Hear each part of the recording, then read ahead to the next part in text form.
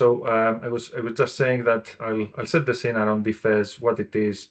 Importantly now with the NISO in place, the regional energy system plans, how these are our views on how DFES interacts with all that, how this DFES helps from a whole system planning point of view. And Andrea will also give you a view of some draft results of our forthcoming DFES 2024 publication.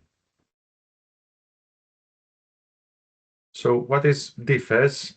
DFES is our long-term forecast of using scenarios around electricity demand, distributed generation, battery storage, low carbon technologies, and other things. It's over 40 data sets across our license area in the Northwest. DFES is a key part, has a primary network planning process as defined by Ofgem or regulator. And as you can see in this process, DFES is pretty much the start of this process to inform load-related investment. This is a high-level framework that all DNOs follow, all DSOs follow, and it starts from the forecast, moves to network impact assessment, and optioneering to finally get the load-related investment plan. So this is the process we follow to release capacity through conventional network reinforcement or flexibility services to meet the needs of our stakeholders and customers for their plans. Forecasting is the beginning of the process, and we publish our results in the DFES, and these forecasts are then used in network impact assessments, so in network studies or empirical assessments to understand the impact in terms of thermal impact, fault levels impact, voltage distortion, harmonic voltage issues, harmonic distortion across the network. Defining the need, once we do this network impact assessment, we would understand the times and locations of network issues, and then we proceed with the optioneering. And when we talk about optioneering, it includes both asset solutions and the use of flexibility services to whenever it's economic to defer conventional reinforcement. So the outputs of this network impact assessments and the optioneering are published in our network development plan, both the report and the workbook, as well as the distribution network options assessment, the DNOA. And output of this process is to inform our load-related investment plans, and this includes the business plan proposals for the price controls like POED2, that is the current regulatory period from 2023 to 2028. Our forecasts are stakeholder-led, and you can see again at the bottom of this slide the DSO process that was shown in the previous slide and how this interacts with local area energy plans and more widely with stakeholder plans. Just a very quick intro on local area energy plans. I'd assume that everyone in this call is familiar, but a key point we need to highlight on local area energy planning is that we recognize that there is not one solution for decarbonisation across the whole of the country. So the LIPs aiming to optimize the local potential, find the optimal paths at local level to meet net zero.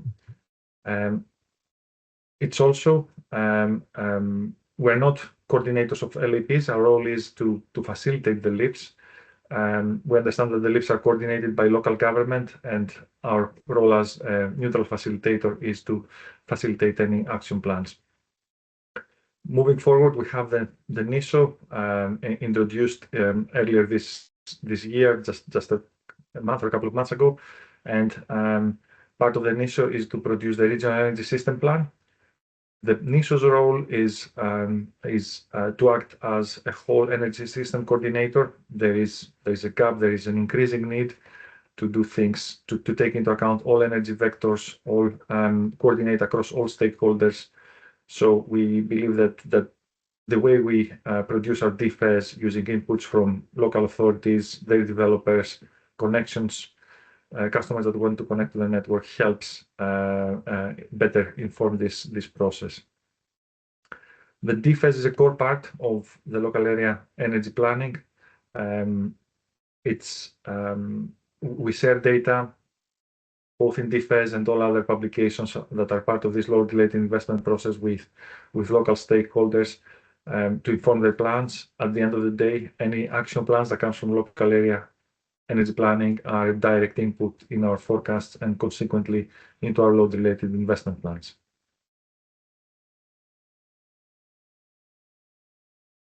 So it's stakeholder-led, as I said, and this is just a list of engagement. I mean, this is here you can see some dates on key sessions on presenting data, engaging with stakeholders.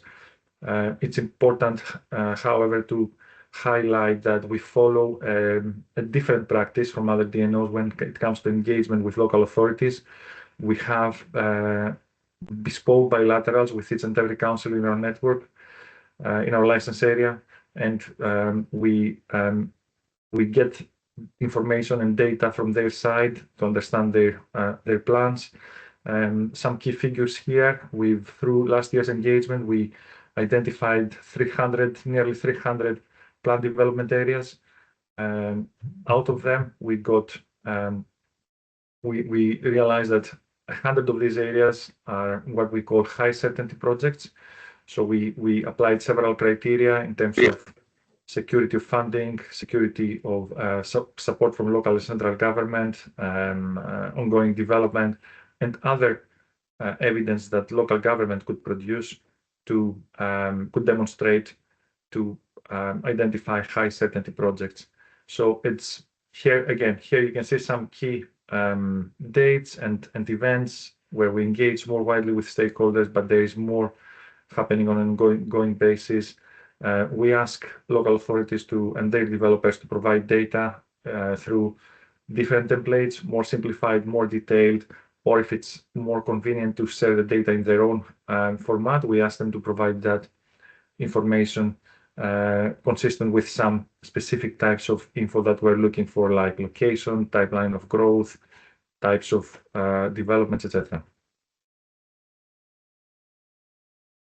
So you can understand there's a lot of data in DFES. DFES goes to, at the moment, used to go traditionally down to primary substations. We have nearly 400 across our license area in the Northwest. Now, in this year, we're going to publish data also across secondary substations. We have 35,000 secondary substations, but even before, our whole modeling was bottom up. So we went down to individual buildings to take into account individual characteristics at very high granularity. So and also with the data we get now through connections, through stakeholder engagement, there is several data sets that need to be processed and used as an input into models to produce the DFES. Our view and our strategy is to make best use of data. As a DNO, I mean, I'm part of the DSO team that is responsible for coordinating the distribution system operation functions within Electricity Northwest.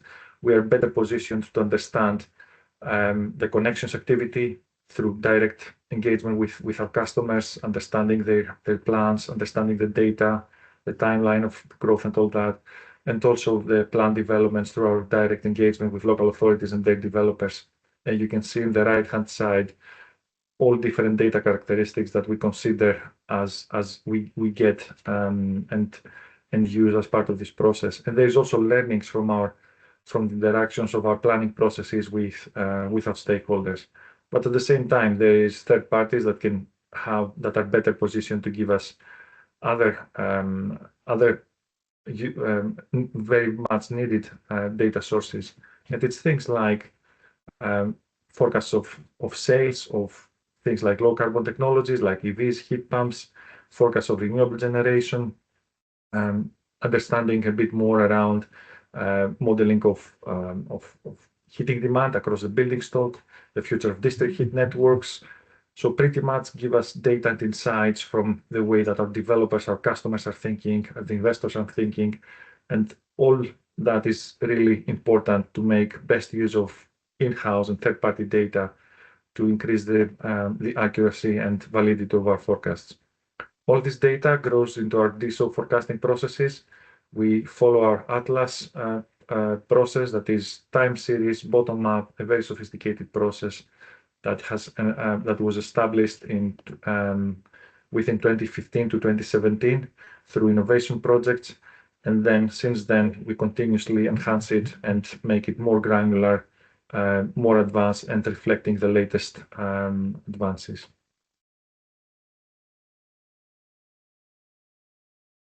So this was more like a background on DFES, and I hope I could cover the different angles that DFES fits in. As part of this presentation, we'd like, as I said in the beginning, to introduce you to the DFES 2024. That is a forthcoming publication. And so what's new in DFES compared to the previous year? We have a new scenarios framework. So until last year, we had 4 scenarios that align with the ESO FES scenario framework. So you could find the same names, the same high-level rationale, and same high-level assumptions across the scenarios, but they were still reflecting things happening on the ground across our network. And now the ESO has moved to an ISO, and before doing that, they published their first pathways. So probably we need to start getting used to calling them FEP rather than FES. And there is 4 pathways, as we'll describe them in the forthcoming slide here. So the new scenario framework adopts these 4 pathways, and we still use the 5th scenario, that is the best view, that follows a standardized definition across all DNOs. And it's worth noting that this was an ENW proposal to ENA that was approved by Ofgem. And for first time, we also introduced a 6th scenario that is called accelerated decarbonisation. And the reason we are doing that is that in the new FEP FES pathways produced by the ESO in 2024, there is no equivalent to the leading the way scenario that was previously a version of accelerated decarbonization. So we saw that as a gap, and we introduced that scenario so that we can show to stakeholders what an accelerated decarbonization would look like in our area, what are the assumptions behind it, and also how this translates to impacts on the network.